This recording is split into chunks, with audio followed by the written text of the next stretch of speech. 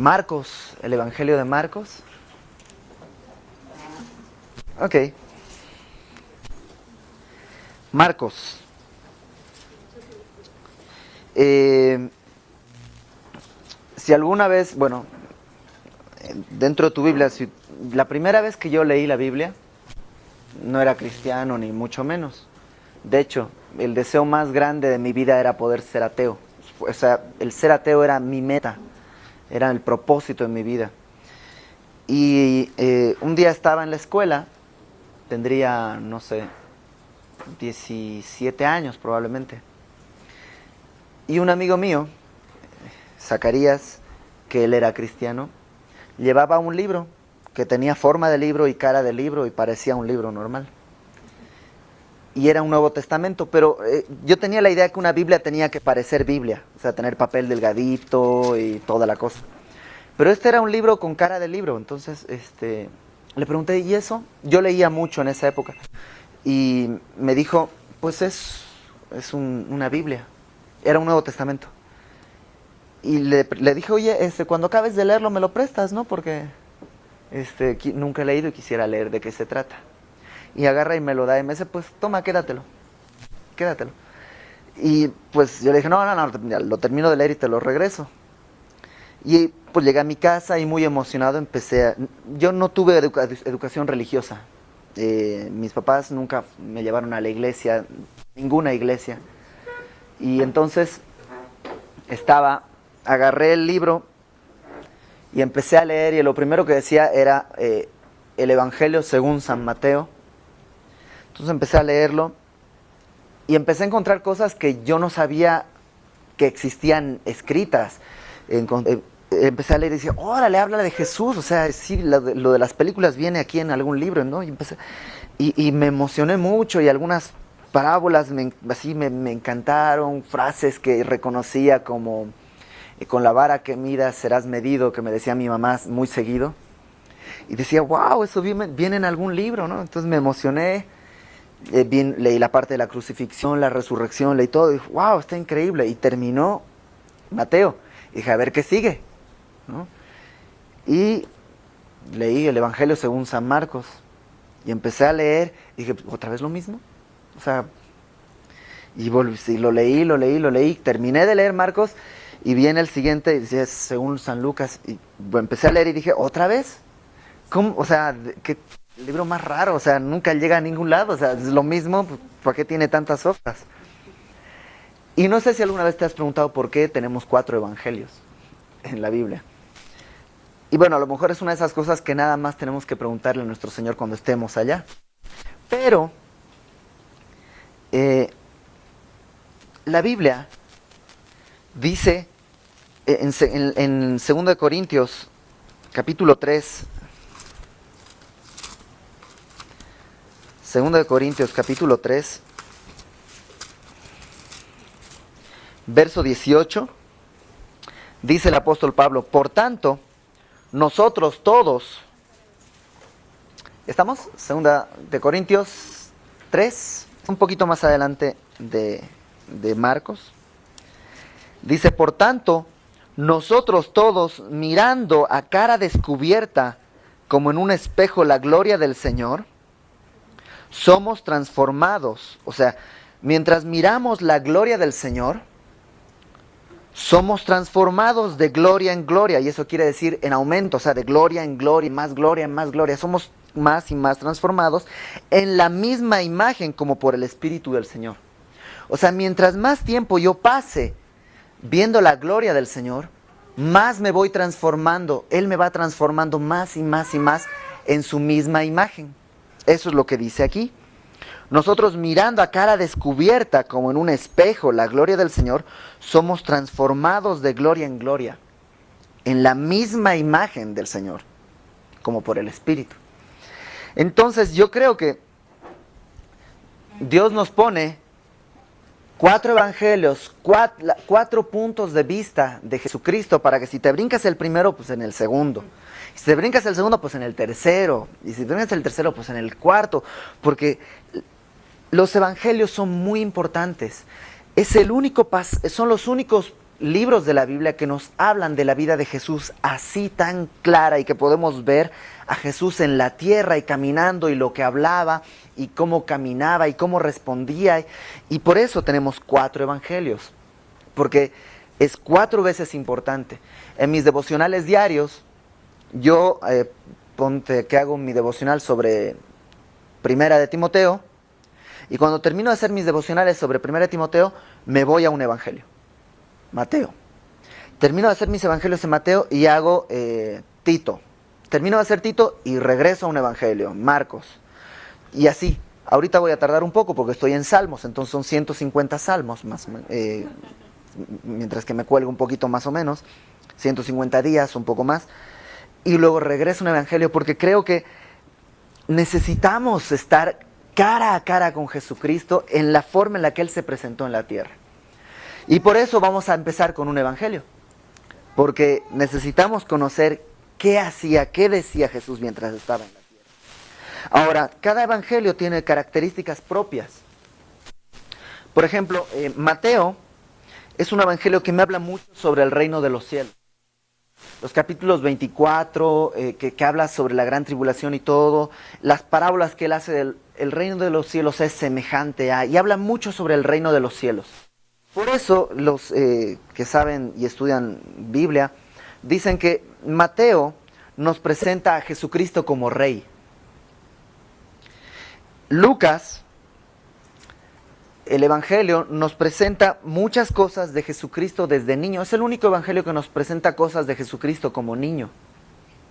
Y habla muchas de cosas de Jesucristo como hombre. Por eso Lucas es el evangelio que nos presenta a Jesucristo como un hombre. Totalmente hombre, totalmente Dios y totalmente hombre.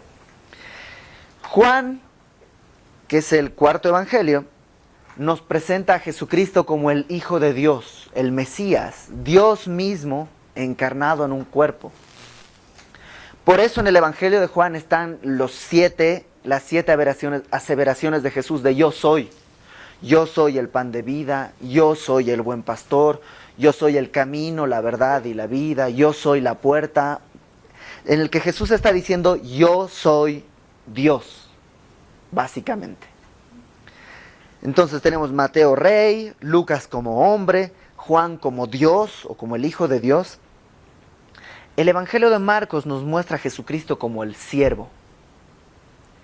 De hecho, el versículo clave del evangelio de Marcos está en el capítulo 10, verso 45, que dice, porque el Hijo del Hombre no vino para ser servido, sino para servir y para dar su vida en rescate por muchos. La clave del evangelio de Marcos está en eso. Y el evangelio de Marcos tiene esa característica. Vemos a Jesús sirviendo, haciendo mucho. Vino a servir, no a ser servido. Marcos, de acuerdo a los historiadores, es el primer evangelio en ser escrito. O sea, después de la muerte y resurrección de nuestro Señor, el primer evangelio que se escribió fue el de Marcos. Es un evangelio muy dinámico. Constantemente está lleno de las palabras y luego, o inmediatamente, enseguida, después de eso. O sea, es muy dinámico. No tiene muchos discursos de Jesucristo, pero tiene muchos milagros. Es muy dinámico, es de hacer, pronto, decís. Y además es un evangelio que no fue escrito a los judíos, sino fue escrito a los romanos. O sea, el público al que Marcos le está escribiendo es a romanos, no es a judíos. Por eso explica mucho fiestas y tradiciones. Marcos te explica qué son porque sabe que su público no es judío. No hace muchas citas del Antiguo Testamento porque los romanos no tenían ni Antiguo Testamento ni entendían. En cambio, por ejemplo, el Evangelio de Mateo está lleno de citas del Antiguo Testamento. Es porque lo que él está tratando de decir, Mateo, es que Jesucristo es el rey descendiente de David que se había prometido. Marcos no está tratando de decir eso. Y vamos a ver que Marcos no pierde tiempo en palabras. Marcos es directo. Por eso es el evangelio más corto, además. Y va pum, pum, pum, a lo que va. Totalmente directo. ¿Hasta aquí alguna duda? ¿Nada? Sí. Sí. Me llama la atención, he conocido varias congregaciones llamó mucho la atención que van a empezar por este. ¿Por qué? Porque es el más cortito, la verdad. Los 4 evangelios nos revelan. Muchas congregaciones empiezan con el evangelio de Juan, porque el evangelio de Juan tiene un propósito que es...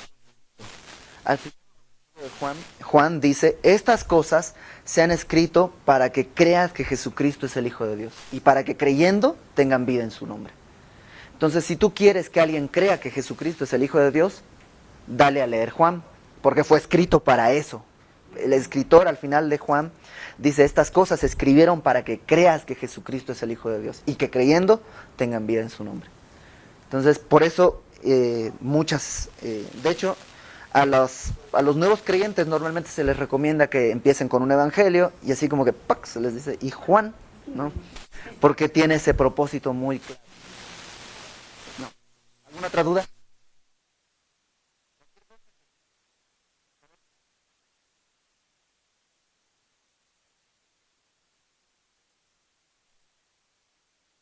¿Quién era Marcos? Aquí está el evangelio según San Marcos, pero ¿quién era Marcos? Marcos se llamaba Juan Marcos, tenía 2 nombres. Por eso algunas veces lo vas a escuchar como Juan y otras como Marcos. Su mamá, la mamá de Marcos, era probablemente una viuda. Tenía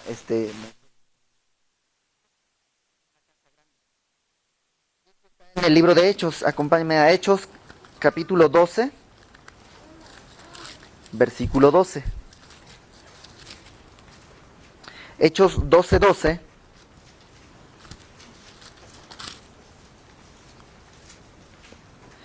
La iglesia, ¿te acuerdas? No sé si conocen esta historia, cuando encarcelan a Pedro, ¿no? Y están orando porque salga Pedro de la cárcel y bueno, un ángel saca a Pedro de la cárcel y va Pedro y toca la puerta, ¿no? Y va una mujer, ¿no? Y una niñita y pregunta, ¿quién es? Pedro. Y ella así, Pedro, de gozo agarra y se regresa y no le abre la puerta a Pedro, ¿no? Y llega con donde están todos los discípulos, están orando, Señor, saca a Pedro, Señor, tú tienes el poder de sacar a Pedro, confiamos en ti, Señor, tú eres grande, tú eres poderoso. Y llega y le dice, Pedro está aquí en la puerta. No, Pedro está en la cárcel. Señor, tú te eres poderoso. No, está aquí. No, viste un fantasma, ¿no? Bueno, en la casa en la que están reunidos, es la casa de la mamá de Marcos. Hechos 12:12 dice, habiendo considerado esto,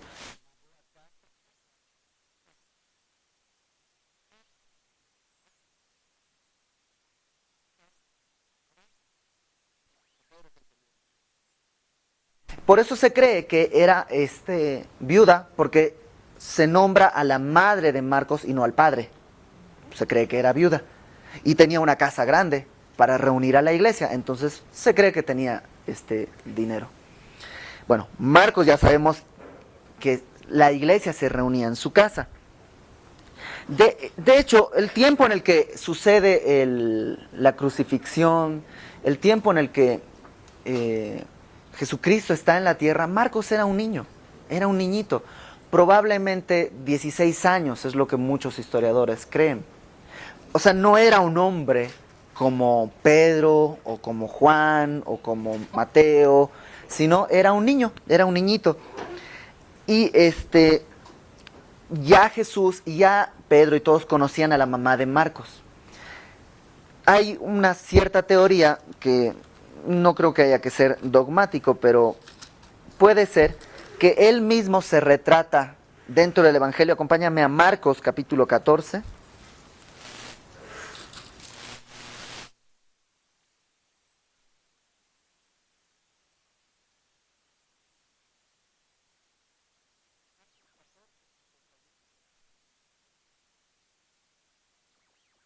Cuando ya Jesucristo está en Getsemaní y ya fueron los romanos a arrestarlo, están arrestando, los discípulos están ahí, vienen los romanos, Pedro saca la espada, le corta la oreja a Malco, al oficial del sumo sacerdote, y salen corriendo todos, ¿no? De hecho, en el verso 50, de ahí de Marcos 14, dice, todos los discípulos dejándole huyeron, 51, pero cierto joven le seguía, cubierto el cuerpo con una sábana, y le prendieron, mas él, dejando la sábana, huyó desnudo. Muchos creen que este que huyó desnudo es Marcos. ¿Por qué estaba desnudo y por qué estaba con una sábana? Porque esto sucedió de noche. Entonces, lo que se cree es que Marcos estaba en su casa y de pronto empieza la noticia de que van a arrestar a Jesús, y él, como niñito, su mamá probablemente también fue a ver qué pasaba, y él agarró una sábana y salió corriendo para ver qué era lo que pasaba. Y llega justo cuando empieza el zafarrancho armado por Pedro y los arrestas y no sé qué, y todos salen corriendo, y ahí es cuando él está. Por eso él no dice quién, no dice nada, dice un joven. La palabra joven habla de un jovencito. Le seguía y lo agarran, y aparentemente es él el que está ahí, que él mismo se retrata, diciendo, una forma de decir, y yo también fui cobarde, y yo también salí corriendo, ¿no? Marcos no fue uno de los apóstoles, era un niñito en esa época. Ahora, Marcos tenía un tío. ¿Alguien sabe cómo se llamaba el tío de Marcos? Bernabé. Bernabé, este compañero de Pablo en Hechos, que viajó con el que viajaba, hizo todo el primer viaje misionero, era el tío de Marcos. De hecho, acompáñame. ¿Cómo sabemos primero? Para que no pienses que te estoy dando falsos datos. En Colosenses 4, al final de Colosenses, cuando Pablo está dando los saludos, dice, os saluda Lucas, el médico amado, y Demas. Colosenses 4:10. Aristarco, mi compañero de prisiones, os saluda. Y Marcos, el sobrino de Bernabé, acerca del cual habéis recibido mandamientos. Entonces, por eso sabemos que Marcos era sobrino de Bernabé. Ahora, Bernabé y Pablo iban a hacer el primer viaje misionero. Y se llevan consigo a Juan Marcos. Eso lo puedes ver en Hechos 13:5 y 12:25. Ahí está cuando Pablo y Bernabé se llevan a Marcos. Pero ¿qué pasa? Que Marcos todavía era un chavito. Tal vez ya no 16 años, un poquito más, pero todavía era joven. Entonces algo sucede que a la mitad del viaje Marcos se regresa. Y se quedan Pablo y Bernabé y siguen el viaje misionero. Pero Marcos se regresa a su casa. Y por eso cuando van a iniciar el segundo viaje misionero, Pablo le dice a Bernabé, vamos a ver las iglesias que se fundaron, a ver cómo están. Y Bernabé le dice, ok, vamos a llevar a Marcos. Y Pablo le dice, no, porque nos quedó mal la primera. Y dice la Biblia, en Hechos 15,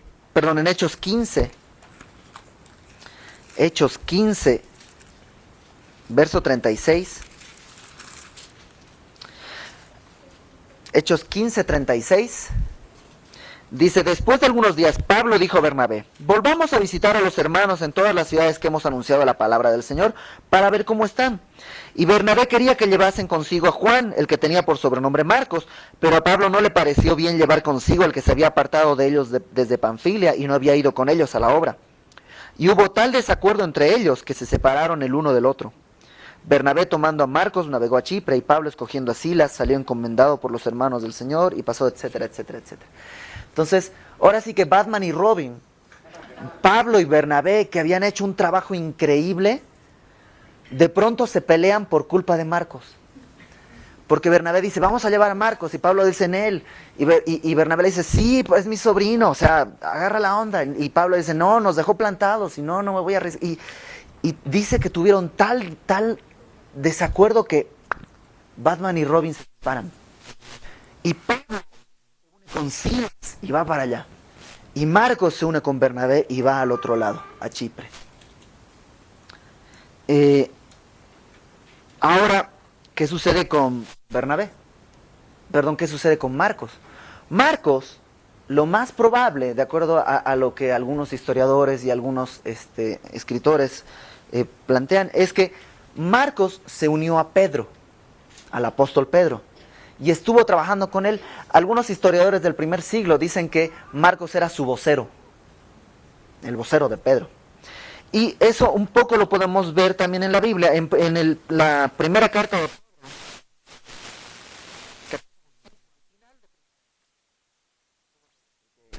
que no hagan caer la pelota, tiró la pelota, la regó. Pero Dios es fiel. Y Marcos la regó, pero buscaba a Dios de corazón sincero. Entonces lo que hace Dios es usar esa división, Batman y Robin, y lo multiplica en la Liga de la Justicia, ¿no? O sea, toma a Marcos y lo junta con Pedro. Y a partir de ahí tenemos un evangelio. O sea, ¿es importante Marcos? Es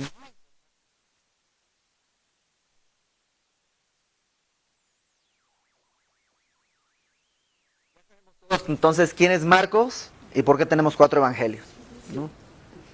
El evangelio según Marcos, capítulo 1, dice: principio del evangelio de Jesucristo, Hijo de Dios. Marcos no pierde el tiempo. O sea, Marcos no tiene teología, no tiene nada. Marcos dice, principio del evangelio. ¿Evangelio qué quiere decir? Buenas noticias.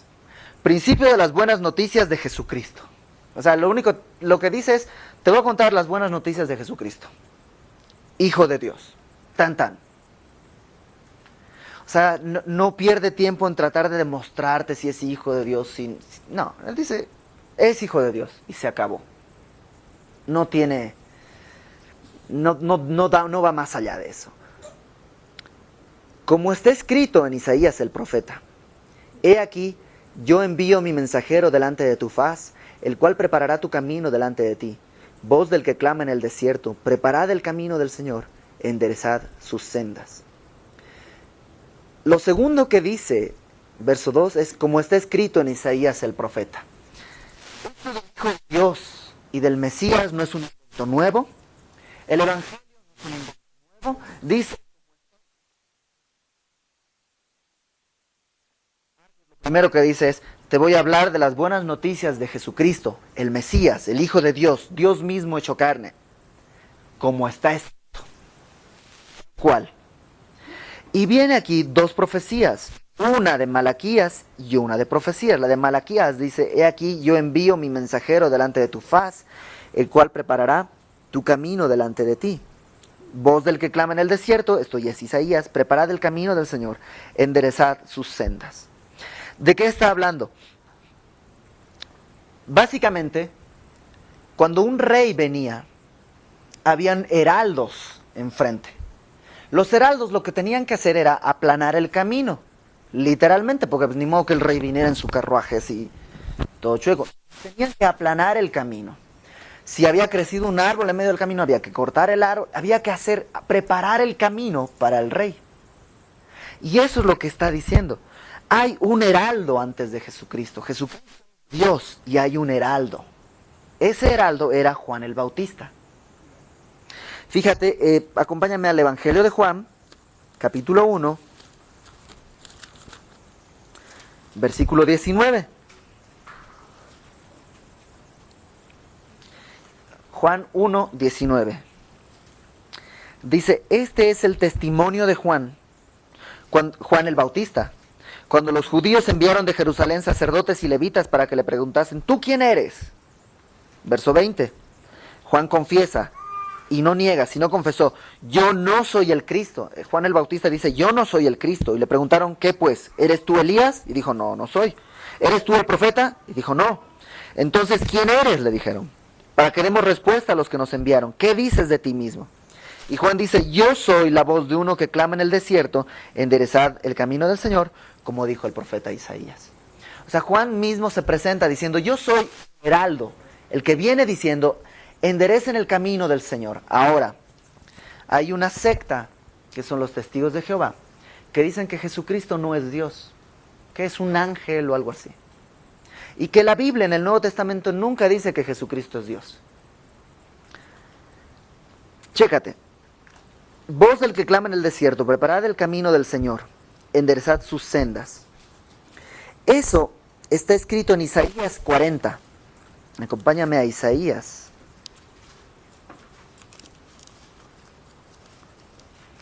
Isaías 40, versículo 3. Isaías 40, 3 dice, eso es de Isaías, de aquí lo sacó.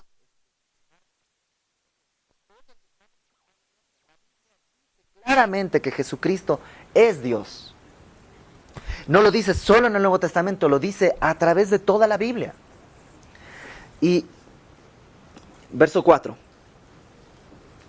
Bautizaba Juan en el desierto y predicaba el bautismo de arrepentimiento para perdón de pecados. Y este es Juan el que está, Juan el Bautista, que está predicando bautismo de arrepentimiento para perdón de pecados. Ahora esto es interesante, el bautismo era algo que ya se practicaba en esa época, no es un invento de Juan. Si tú no eras judío, a los que no son judíos se les llama gentiles. Si tú eras un gentil, o sea que no eras judío, y querías volverte judío, tenías que bautizarte y hacerte la circuncisión y cumplir una serie de ritos, pero uno era bautizarte. Entonces un judío normalmente no se bautizaba, pero aquí Juan está diciéndole, arrepiéntanse y bautícense. Para un judío era muy fuerte, porque un judío tenía que reconocer y decir, ok, yo estoy como un gentil, alejado de Dios. O sea, era algo muy humillante para un judío decir, ok, yo estoy mal, soy como un gentil delante de Dios. Y eso es lo que Juan está diciendo. El Bautista está diciendo, arrepiéntanse para el perdón de pecados. Y dice verso 5, salían a él toda la provincia de Judea y todos los de Jerusalén, y eran bautizados por él en el río Jordán, confesando sus pecados. Y la palabra confesar literalmente quiere decir ponerse de acuerdo. O sea, confesar un pecado no es decir sí pequé. Eso no es confesar. Confesar un pecado es ponerte de acuerdo con Dios. A lo que Dios le llama pecado, yo le voy a llamar pecado. Lo que Dios dice que está mal, yo le voy a decir que está mal. No es decir sí pequé y en mi corazón pues no pasa nada. No, eso no es confesar pecados. Confesar pecados es reconocer que si Dios dice que está mal, ok, yo digo que está mal, entiendo que está mal, nos ponemos de acuerdo, está mal, perfecto, entonces estoy mal. Y eso es confesar, no sé si me explico. Entonces dice, salía toda la provincia de Judea y todos los de Jerusalén y eran bautizados por él en el río Jordán, confesando sus pecados. Y Juan estaba vestido de pelo de camello y tenía un cinto de cuero alrededor de sus lomos. Imagínate, vestido de pelo de camello, o sea, era algo áspero. No era elegante, era medio gacho. Tenía un cinto de cuero alrededor de sus lomos, un cinturón de cuero. Comía langostas, y no estamos hablando de langostas de mar, ¿no? Sino de las que vuelan y comen sembradíos, ese tipo de langostas. Comía langostas y miel silvestre. Y predicaba, o sea, era un cuate súper raro. O sea, no lo podías confundir con, o sea, no era como que... ¿Cuál era el Bautista? No, pues, o sea, es ese, ¿no? O sea, el que huele a miel, a langostas y a camello. ¿No? Era muy fácil de identificarlo. Y predicaba diciendo, viene tras mí el que es más poderoso que yo, a quien no soy digno de desatar encorvado la correa de su calzado. Yo a la verdad os he bautizado con agua, pero él os bautizará con Espíritu Santo. Y eso es lo que el Bautista está diciendo. Viene tras de mí uno que es más poderoso que yo. Yo no soy el Mesías, yo soy el heraldo, y el que viene detrás de mí es mucho más, o sea, yo ni tirado al piso soy digno de tirarme, no soy digno ni de arrodillarme a sus pies. Ahora, acompáñame por favor a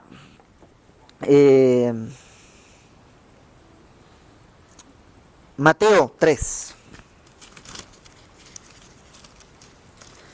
Mateo 3, versículo 4. Es un poquito antes, nada más. Mateo 3, versículo 4. Es esta misma escena, pero nos da un poquito más de luces de quién era el Bautista y qué era lo que estaba haciendo. Mateo 3, versículo 4 dice, Juan estaba vestido de pelo de camello y tenía un cinto de cuero alrededor de sus lomos, y su comida era langostas y miel silvestre. O sea que Marcos no está exagerando, ¿no? Ya está confirmado por otra fuente. Y salía él, Jerusalén y toda Judea y toda la provincia de alrededor del Jordán, y eran bautizados por él en el Jordán, confesando sus pecados. Verso 7. Al ver él que muchos de los fariseos y de los saduceos venían a su bautismo, les decía: generación de víboras, ¿quién os enseñó a huir de la ira venidera? Haced pues frutos dignos de arrepentimiento, y no penséis decir dentro de vosotros mismos: a Abraham tenemos por padre, porque yo os digo que Dios puede levantar hijos a Abraham aún de estas piedras. Y ya también el hacha está puesta a la raíz de los árboles, por tanto todo árbol que no da buen fruto es cortado y echado en el fuego. ¿Sabes qué? Juan está predicando esto de arrepiéntanse a todos, a la gente civil, pero también a los religiosos, a los fariseos y saduceos. ¿Quiénes eran los fariseos? Los fariseos eran los más religiosos de todos los religiosos. Esos decían que cumplían la ley puntos y comas, a capa y espada, completamente. Los fariseos eran personas que realmente, viéndolos, no les encontrabas un defecto. Y a esos, el Bautista les está diciendo: arrepiéntanse, generación de víboras. Les está diciendo a los civiles y les está diciendo a los religiosos. Ahora imagínate, tú eres fariseo. El equivalente ahora sería que tú eres un ministro que se viste bien, corbata, ¿no? Habla bien, ha estudiado en 3 o 4 institutos bíblicos, estudiaste todas las materias que tienen nombres difíciles, como apologética, hermenéutica, todos los que tienen nombres difíciles, ya estudiaste y sacaste. O sea, eres el ministro picudo, ¿no? Y viene un cuate, imagínatelo, o sea, vestido de camello, bueno, con piel de camello, dice que vivía en el desierto, o sea, no se bañaba mucho, seguramente, comía langostas, miel silvestre, y empieza a decirte: arrepiéntete, arrepiéntete, y te empieza a decir las netas: bautízate, bautízate, o sea, reconoce. A sentirse humillado en la presencia. Ahora, acompáñame a Mateo 11.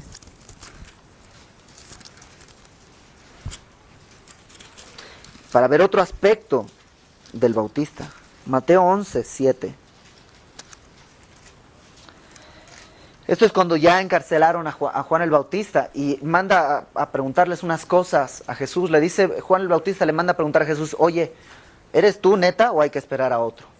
¿No? Entonces Jesús le manda una respuesta, y cuando se van los mensajeros, Jesús empieza a hablar de Juan el Bautista.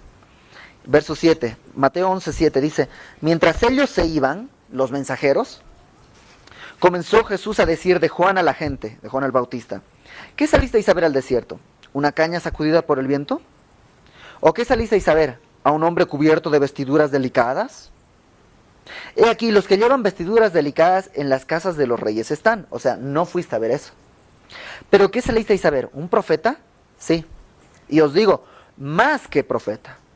Porque este es de quien está escrito: he aquí yo envío mi mensajero delante de tu faz, el cual preparará tu camino delante de ti. Jesucristo confirma quién era Juan el Bautista. De cierto os digo, entre los que nacen de mujer no se ha levantado otro mayor que Juan el Bautista, pero el más pequeño en el reino de los cielos es mayor que él. O sea, no solo de los que nacen de mujer hasta ese momento, de los que nacen de mujer en toda la historia de la humanidad, no hay uno más grande que Juan el Bautista. No hay ni uno. Juan el Bautista fue el más grande de todos. Y el más grande de todos decía: yo no soy digno ni de ponerme de rodillas delante de Jesucristo. Y creo que nos da una gran lección, porque hoy en día, tristemente, tenemos muchas iglesias que reclaman cosas a Dios. Le reclaman promesas. Y creo que tenemos que recordar las promesas de Dios y decírselas a Él, diciéndole que yo me acuerdo, Señor, que tú dijiste esto. No es para que Dios se entere, es para que Dios sepa que yo ya me acordé también. Pero esto de reclamar no es bíblico, salvo que uno de nosotros sea Juan el Bautista. Y ese es el más grande, pues sí. Pero de ahí para abajo somos todos. Esto de, y tú eres el hijo del rey, y entonces tienes que tener un carro del año. Papá, ¿dónde dice? El más grande tenía vestidura de pelo de camello y comía langostas y miel silvestre. Y decía, estoy tirado y ni eso merezco estar delante de Jesús. Jesucristo es el hombre más hombre que ha pisado esta tierra. Y lo acabamos de leer. El Hijo del Hombre vino para servir y no para ser servido. Y qué triste es ver pastores, ministros de Dios, que... mi camerino. O sea, la neta, qué tristeza, porque ese no es el carácter de Dios. ¿Qué es lo que decía Juan el Bautista? Viene uno que es grande, viene Dios mismo, arrepiéntanse. ¿Y qué es lo que tenemos que decir nosotros hoy en día? Viene uno, viene Dios, Jesucristo va a regresar. Su regreso está aquí a la vuelta de la esquina. Ya viene. ¿Y con qué actitud la tenemos que hacer? Con la misma de Juan el Bautista. O tú dime, ¿no está el cristianismo devaluado?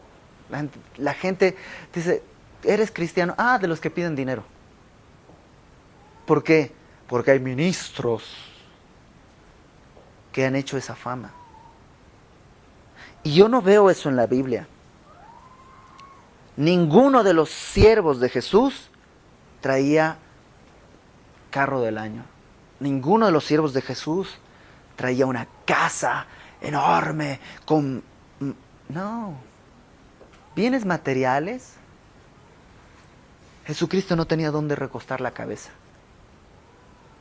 O sea, creo que estamos llamados a proclamar el Evangelio, pero como lo hacía Juan el Bautista. Y no estoy hablando que si tienes dinero estás mal y... No. O sea, si Dios te dio el dinero, pues está chido. Y Dios te bendijo y pregúntale para qué lo quiere, porque es suyo. Y está bien. Y si tienes un carro de año, ¿sabes qué? Dale gracias a Dios. Tampoco te vas a sentir mal. Está chido. O sea, lo que Él te dio es lo que tú necesitas utilizar para su gloria. Si te dio piel de camello, pues sé el mejor camello que existe. Si te dio seda, pues pon esa seda para los pies de Jesús también. Y vamos a terminar con... Dice, yo a la verdad los he bautizado con agua, pero Él los bautizará con Espíritu Santo. La palabra bautizar es sumergir, literalmente quiere decir sumergir.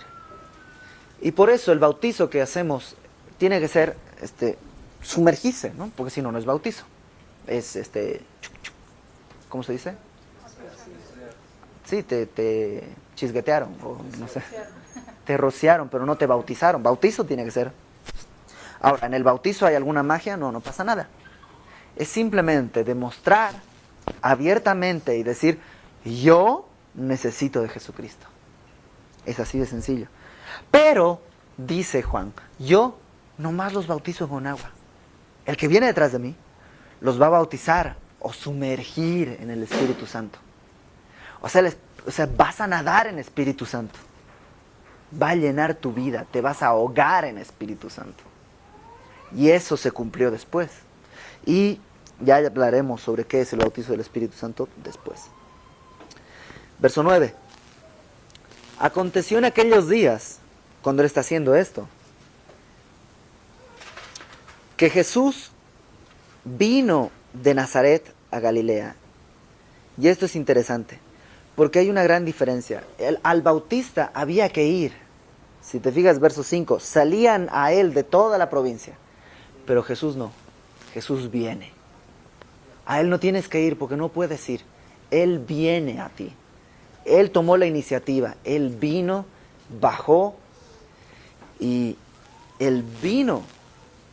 Jesús vino de Nazaret de Galilea y fue bautizado por Juan en el Jordán. Ahora la pregunta es, ¿Jesucristo tenía que arrepentirse de algún pecado? ¿No? ¿Y por qué entonces se tuvo que bautizar?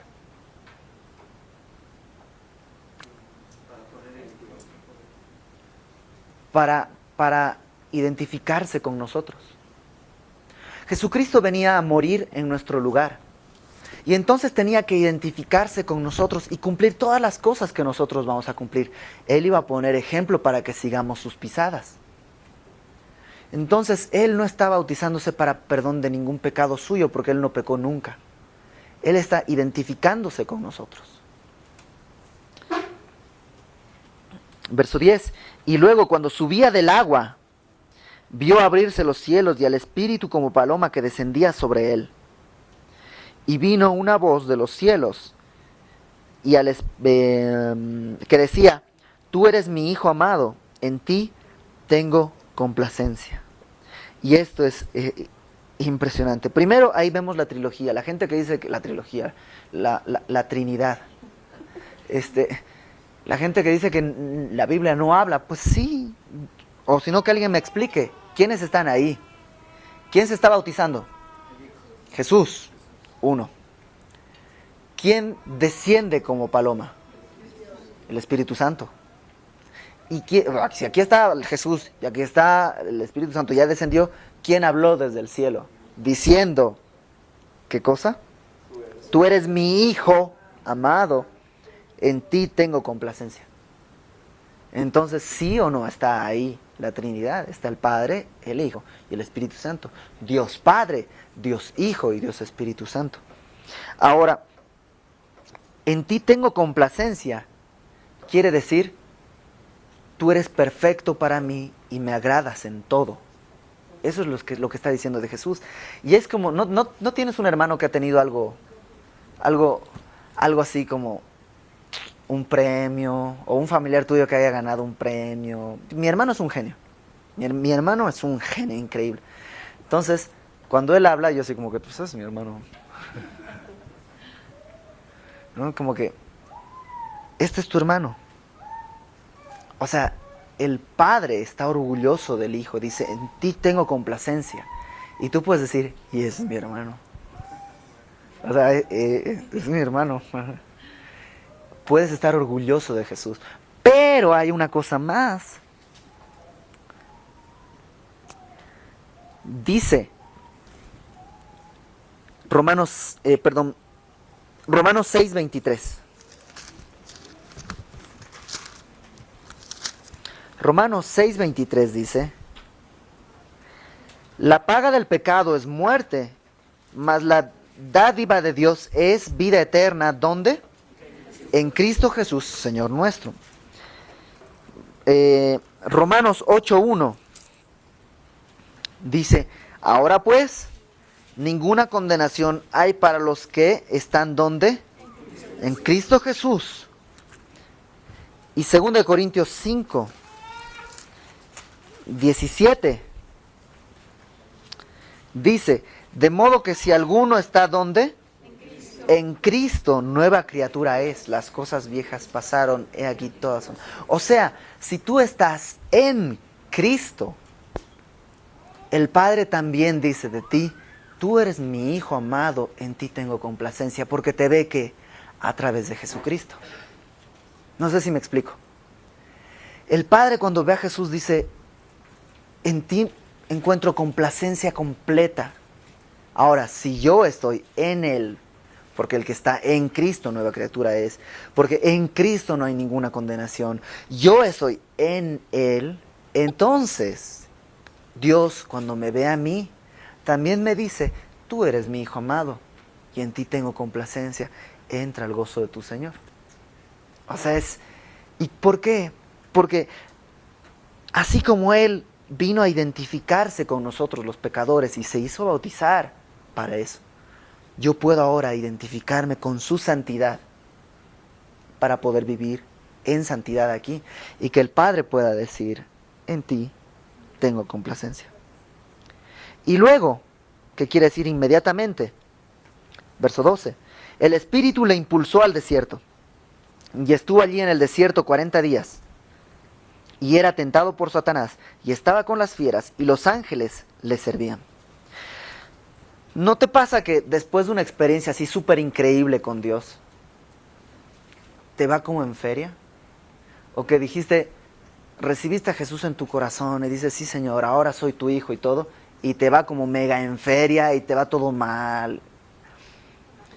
Y es esto, o sea, después de pasar esta cosa tan increíble, o sea, se abre el cielo, viene el Espíritu Santo, se oye una voz que dice, en ti tengo complacencia, o sea, es todo increíble, y el Espíritu dice que impulsó a Jesús al desierto, y ahí estuvo tentado por Satanás.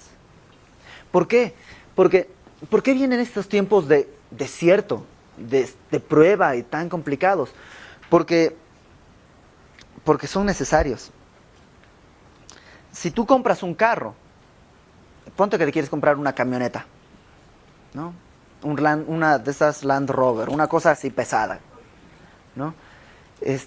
¿La vas a probar en el periférico? Pues no, porque no tiene sentido probar ese carro en periférico. ¿Dónde te vas? Pues donde esté así. Y ahora, ¿estás tratando de destruir el carro o estás tratando de ver hasta si aguanta lo que dice que aguanta? ¿No? Estás tratando de exhibir, o si yo les digo, me compré una camioneta, una Land Rover de estas que sirven para meterse al safari, les voy a presumir y nos vamos en eso. ¿Para qué es? Para mostrarles lo que el carro funciona. No es para destrozar el carro, ¿no es verdad? Que yo me voy a meter en todas esas cosas. Es igual. ¿Se acuerdan de Job? Cuando viene Satanás y está con Dios y Dios le dice, ¿has considerado a mi siervo Job? Y Satanás le dice, nada, pero pues él es de chocolate. Te sirve nada más porque tú lo tienes bien, es un mercenario, te sirve por interés. Y Dios dice, ok, vas. Nada más no lo toques. Y pum, pum, pum, mueren sus hijos, se queda pobre, viene todo. Y Job dice, ¿qué cosa? Dios dio, Dios quitó, sea Dios bendito. Y luego viene Satanás y Dios le dice, ¿has considerado a mi siervo Job? Y dice, pero pues lo que pasa es que pues, cualquiera, ¿no? Piel por piel. Si le toco, ahí sí vas a ver cómo te maldice en tu propia presencia. Y es un mercenario. Y Dios le dice, ok, vas. Nada más no lo mates. Cuida su vida. Y le va como en feria a Job. Pero al final, ¿qué es lo que pasa? Satanás tiene que callarse. Porque Job nunca le atribuye despropósito a Dios. Y al final, Job mismo dice, ¿sabes qué, Señor? De lengua me como un plato. O sea, nomás te oía de ti, de oídas te conocía. Pero ahora, mis ojos te ven. ¿Y Satanás qué puede decir? No, pues mejor me callo. Y entonces Dios a veces quiere probarle a Satanás que tú no eres un mercenario. Y te lleva al desierto. Y pasas por una tras otra y sientes nomás ya que te dan y dan y dan y dan. Y tú dices, pues ¿y para cuándo? Pues Dios está presumiéndote. No te quiere matar, no te quiere dañar. Dios no es así. Pero Él quiere usarte para su gloria. O hay una persona al lado tuyo que necesita ver eso. Y decir, ¿y este cuate? ¿Y sigue? ¿Y sigue creyendo? ¿Y sigue creyendo? Pero le va como, ¿y sigue creyendo? ¿Y sigue? Le voy a preguntar cuál es el secreto. Y a lo mejor la prueba no tiene que ver contigo, sino tiene que ver con el de al lado. Nada más que Dios quiere presumirte. Y está en su Land Rover, metiéndose por... Y lo único que quiere es decir, te dije, era 4x4. Mi querido Chanclas, otra vez te quedas callado. Porque estamos para la gloria de Dios. Y estuvo en el desierto 40 días ¿A qué te suena 40 días 40 y desierto? 40 años y desierto. Moisés, la ley. Y es porque la ley no te puede llevar a ningún lado. Todos los no hagas, no hagas, no hagas, no hagas, no hagas, no hagas, no hagas, no te llevan a ningún lado. Moisés condujo 40 años al pueblo en el desierto. Y les dio leyes y nomás no llegaron a ningún lado. Ni Moisés pudo entrar a la tierra prometida. Pero sí, ¿quién? Josué. Josué. El nombre de Josué en hebreo es Yeshua. O sea, en griego, Jesús. Moisés representa la ley y ahí está dando vueltas en el desierto. Pero Jesús está representado por Josué. Y Josué, Jesucristo, es el único que nos puede meter a la tierra prometida. Y aquí lo que está haciendo Jesús es 40 días en el desierto, identificándose por nosotros, por esos años de desierto. Pero ahora va a regresar. Y ahora va a regresar para poder entrar a la tierra prometida a través de Él. A través de su sangre. Y dice que estaba con las fieras y los ángeles le servían. Y las fieras habla obviamente de fieras salvajes. Y es un poco... Adán vivía así. Adán tenía a los pumas, y no me refiero al equipo, alrededor suyo, al león, así. Uy, te lavo los dientes. O sea, tenía así esa comunión con las fieras, que se perdió cuando vino la caída y el pecado, y la tierra incluso se hizo maldita. Pero Jesucristo nos da ¿cómo se llama? Un avance, los cortos de lo que va a ser cuando ya todo sea restaurado. Y yo pueda tener, como he soñado siempre, 3 mascotas. Mi delfín, mi elefante y un tigre para mi esposita. Y eso va a ser, porque es regresar a lo mismo. Y los ángeles les servían.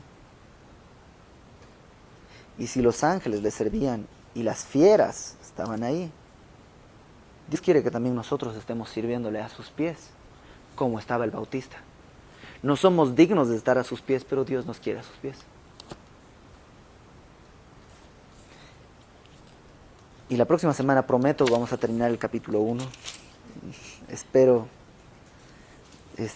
ir más rápido la próxima semana. Hoy tomamos mucho tiempo para ver quién era Marcos y todo esto. La próxima semana arrancamos todo el capítulo. Léelo en tu casa. Léelo para que ya vengas encarrerado. Y si tú leyendo tienes dudas y dices, no entendí, anota tus preguntas para que las podamos resolver. ¿Alguna pregunta, duda, sugerencia, comentario, pedrada? ¿Nada? ¿Nada? Pues oramos, ¿no?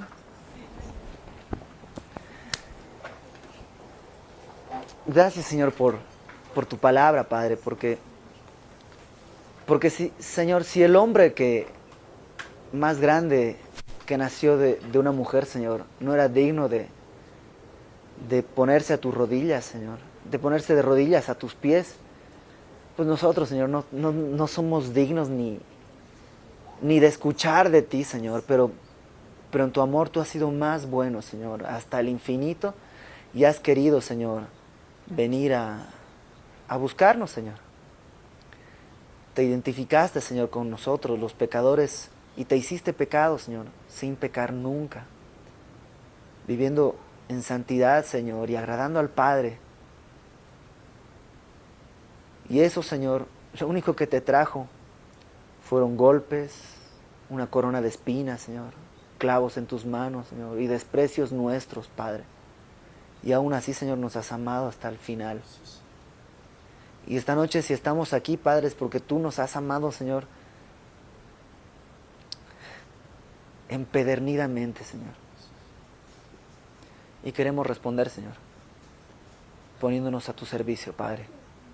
Rogándote, Señor, que nos uses de acuerdo a tu voluntad, de acuerdo a tu misericordia, para lo que tú quieras, Señor, porque para eso estamos, Señor. Y si quieres llevarnos al desierto y probarnos, Señor, solamente te pedimos una cosa, Señor, que tu presencia vaya con nosotros, donde estemos. Pongo delante de ti, Señor, a cada uno de mis hermanos que están aquí, Señor. Bendíceles, Señor. Llénales, Señor, con tu espíritu. Consuélales, Señor, si tienen algún problema. Provee para sus casas, para ellos y para sus familias, Señor. Y, Señor, que todo esto sea para tu gloria. Gracias por el privilegio que tenemos de escuchar y de leer tu palabra. Llévanos con bien a casa o donde vayamos, Señor, y que todo sea para tu gloria. En el nombre de Jesús, nuestro Señor. Amén.